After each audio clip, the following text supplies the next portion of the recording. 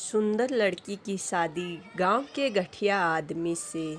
राधे राधे। जय श्री कृष्णा। आज हम एक ऐसी कहानी के बारे में बताने जा रहे हैं जो कि एक गठिया आदमी से सुंदर लड़की की शादी तय होने की बात होती है। तो इस कहानी को पूरा व ध्यानपूर्वक ज़रूर सुने। मोहनपुरा नाम के गांव में एक किसान रहता था। उसकी एक खूबसूरत बेटी थी जिसका नाम रोहिणी था। वह बहुत ही समझदार और सुलझी हुई लड़की थी। अपने पिताजी के साथ साथ वह भी बहुत मेहनत करती थी।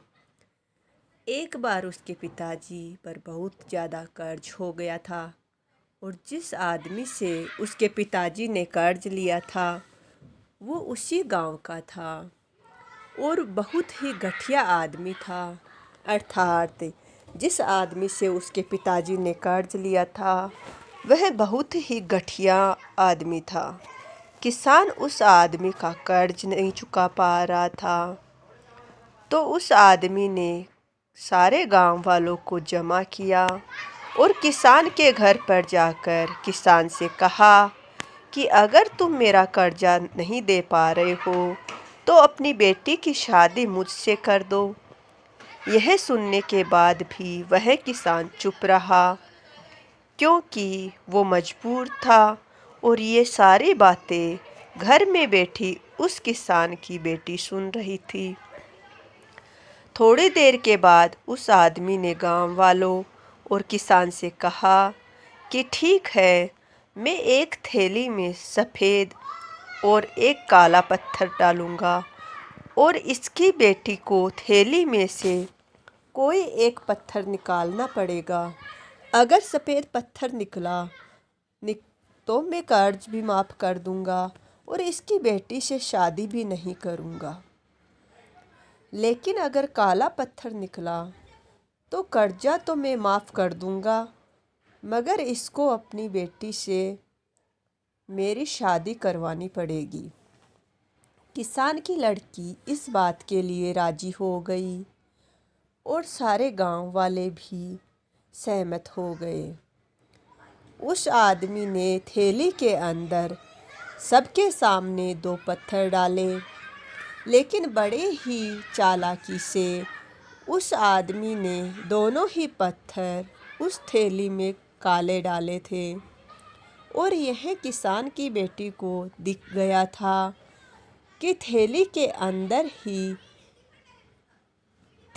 अंदर दोनों ही पत्थर काले थे। अब वह लड़की सोच में पड़ गई कि मैं जो भी पत्थर निकालूंगी वह काले ही पत्थर होंगे और अगर काला पत्थर निकला तो कर्जा तो माफ़ हो जाएगा, लेकिन मुझे उससे शादी करनी पड़ेगी।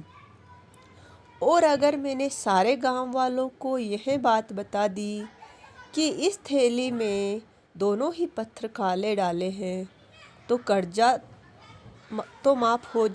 कर्जा भी माफ़ नहीं होगा और यह आदमी आज नहीं तो कल मेरे बाबा से बदला ज़रूर लेगा।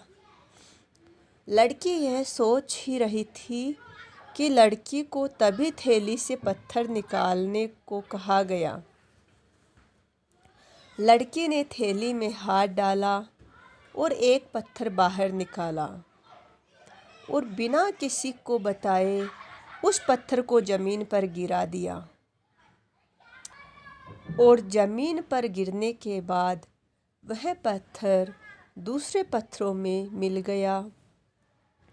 तभी लड़की ने सबसे कहा कि अब कैसे पता चलेगा कि मैंने जो पत्थर निकाला वह सफ़ेद था या काला था। लड़की ने कहा, थैली में जो दूसरा पत्थर है उसे देखो।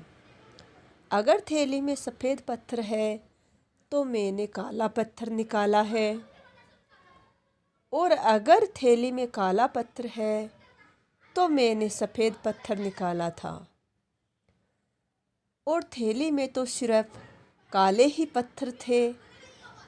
और सभी गांव वालों ने यह समझ लिया कि लड़की ने जो पत्थर निकाला था वह सफ़ेद था,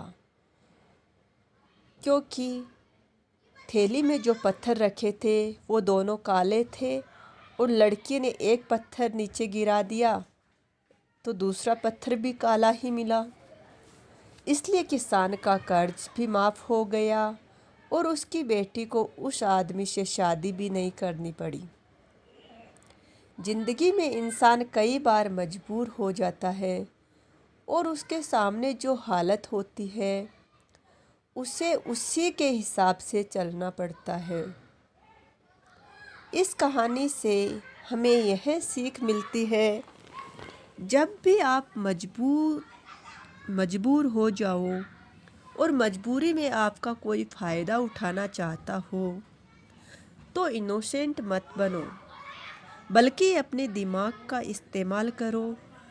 जितने इनोसेंट बनने की कोशिश करोगे लोग उतना ज़्यादा आपको चीट करेंगे। अब इसका मतलब यह नहीं कि आप लोगों को गालियाँ देना शुरू कर दो, बल्कि इसका मतलब यह है कि आप समंदर की तरह बनो। मतलब यह है कि आप समंदर की तरह खामोश रहो, लेकिन उसकी गहराई की तरह अपने दिमाग में नॉलेज रखो। इस प्रकार से इस कहानी में जो सुंदर लड़की थी वो उस घटिया आदमी से शादी होने से बच जाती है और अपने पिता किसान के साथ खुशी खुशी रहने लगती है। कृपया कहानी पसंद आई हो तो चैनल को सब्सक्राइब ज़रूर करें। जय श्री राम, जय श्री राम।